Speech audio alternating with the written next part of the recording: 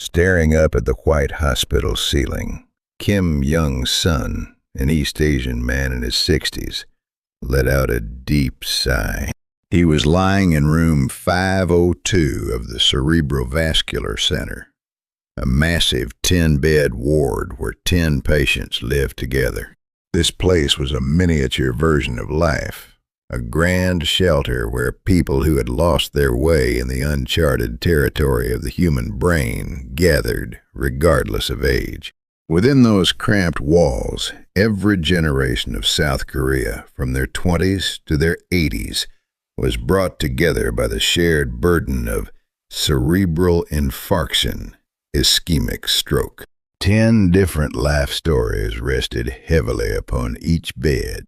Young-sun tried to gently move the right side of his body, but his limbs wouldn't budge, feeling like massive blocks of concrete. For Young-sun, this hospitalization was not just a medical relapse. It was utter despair. He had already suffered a stroke 2 years ago, making this his second breakdown. The landscape of the 10-bed ward was a cruel reflection of the human life cycle. In bed 1 was Min Woo, who was only 24.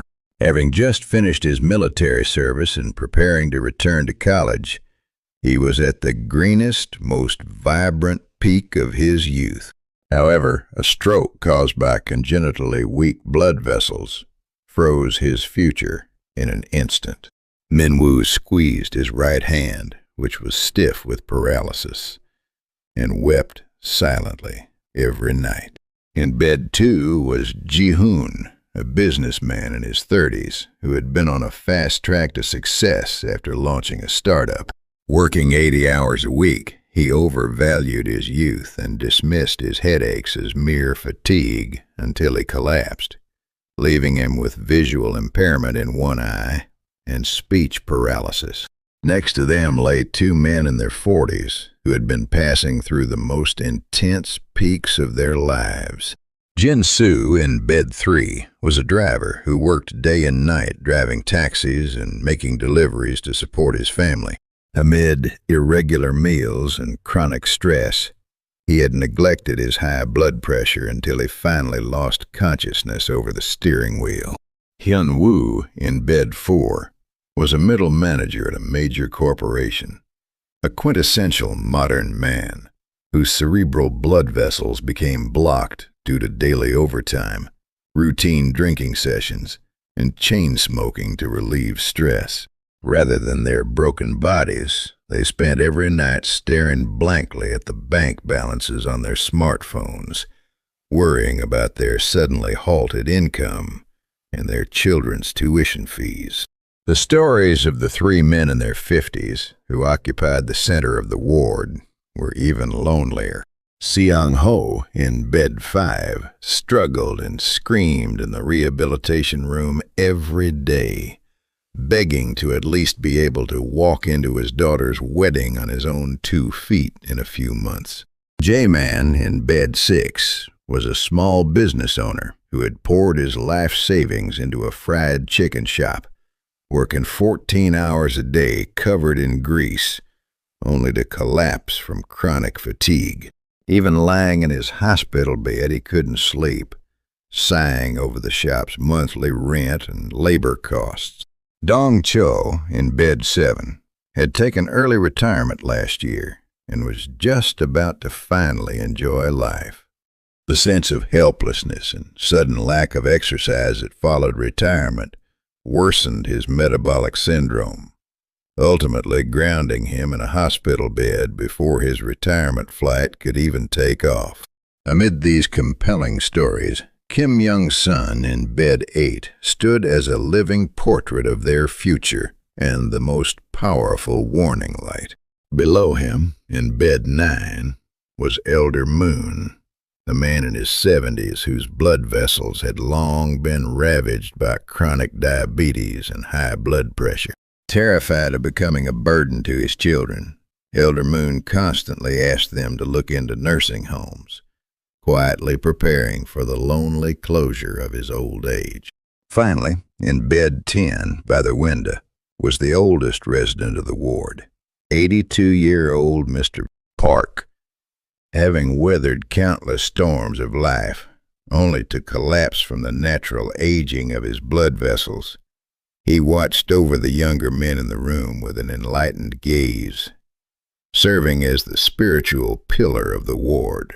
The secret of why Kim Young-sun, who had previously walked out of the hospital fully recovered, returned to this massive ward in such a devastating state just 2 years later, was hidden entirely within his post-discharge routine.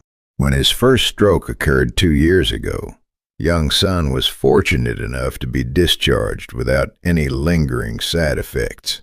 Once the paralysis faded, he fell into the illusion that he was completely cured. The first fatal mistake that crept into his daily life was a severe lack of water intake. Even past 60, Young-sun maintained an active social life. However, when doing outdoor activities or driving long distances, he strictly avoided drinking water, simply because going to the restroom was an inconvenience. He was sweating, but with no pure water entering his body, the fluid in his bloodstream dried up first.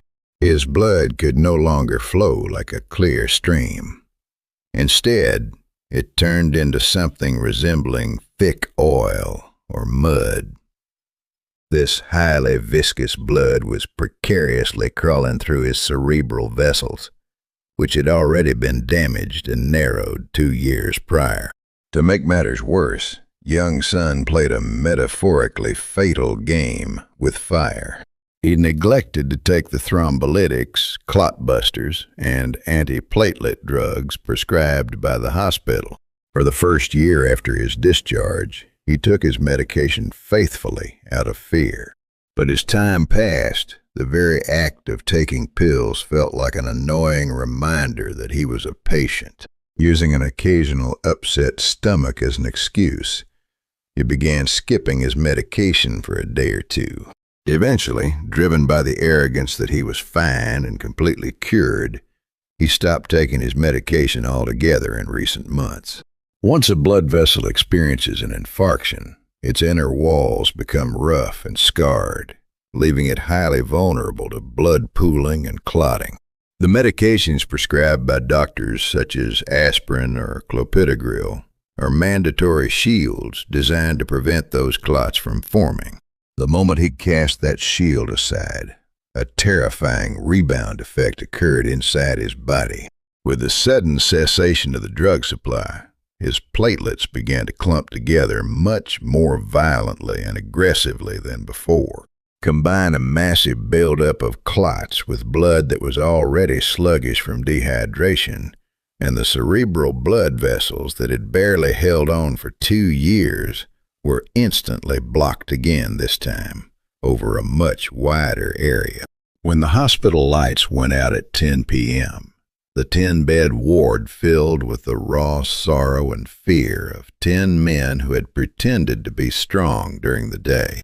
As the sound of deep sighs and suppressed weeping filled the cramped air, Young-sun's presence, a living embodiment of the horrors of a relapse, served as a massive wake-up call to everyone. Looking at Young-sun, 24-year-old Min Woo and 30-year-old Ji Hoon realized that youth is absolutely no weapon against a stroke. The breadwinners in their 40s and 50s learned the painful lesson that they must never let their guard down, even if their bodies feel comfortable for the moment. Elder Park, in his 80s, walked over to the head of Young-sun's bed and patted his shoulder with a weathered hand.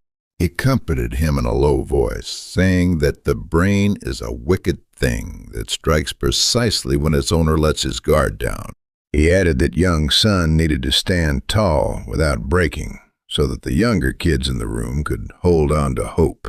Young-sun nodded, tears welling up in his blurred eyes. It was a regret realized only after pulling his paralyzed body back to the hospital 2 years later. Just because there is no pain before your eyes does not mean the danger inside your blood vessels has vanished. To avoid repeating Kim Young-sun's tragedy, the medical protocol that countless stroke patients and their families must guard like life itself is clear. The first step is a precise hydration method to keep the body's fluid levels optimal. Unless there are specific restrictions due to conditions like kidney disease or heart failure, the daily water intake formula for a stroke patient is their body weight multiplied by 30 milliliters. Example: an adult weighing 70 kilograms must drink at least 2.1 liters of pure water a day. The key here is to drink before you feel thirsty. By the time the human brain perceives thirst, cellular and vascular dehydration is already well underway. Starting with a glass of warm water the moment you open your eyes in the morning, you must consciously break down your intake into 1 paper cup-sized serving every hour during the day to maintain proper blood viscosity. Coffee, green tea, and functional beverages that many drink instead of water trigger a strong diuretic effect, essentially squeezing moisture out of the body and making the blood stickier. Therefore, they must never be counted toward your daily water intake. The second step is rigorous medication management, never skipping a single day or a single pill. Long-term use of antiplatelet drugs or anticoagulants can irritate the gastric mucosa, causing heartburn, easy bruising, or bleeding gums.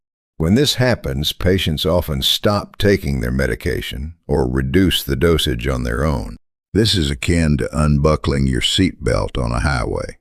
If there are side effects or discomfort, you must visit your doctor to change the type of medication or get an additional gastric protector prescribed.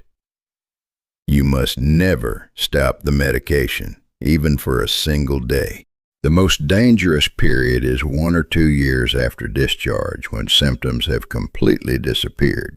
You must engrave it into your mind that stroke medication is not a painkiller, to be taken only when it hurts. It is a safety device that prevents a time bomb inside your head from exploding. As the night deepened in the 10-bed ward, the 10 patients etched their own resolutions into their hearts while watching the streetlight filter through the window. They acknowledged that while they cannot stop the flow of time or completely reverse aging blood vessels, they can certainly fix the bad habits they brought upon themselves. Kim Young-sun, now in his 60s, will begin the grueling process of rehabilitation to practice taking his first steps again. And on his next discharge day, his hands will hold a pill organizer and a large 2-liter water bottle, items more precious than any luxury goods in the world. Preventing a second stroke does not require a grand miracle. The tedious, mundane repetition of daily life, filling up water to drink and swallowing pills on time, is the only powerful shield that will protect the peace inside your head and the heads of all your comrades in that 10-bed ward.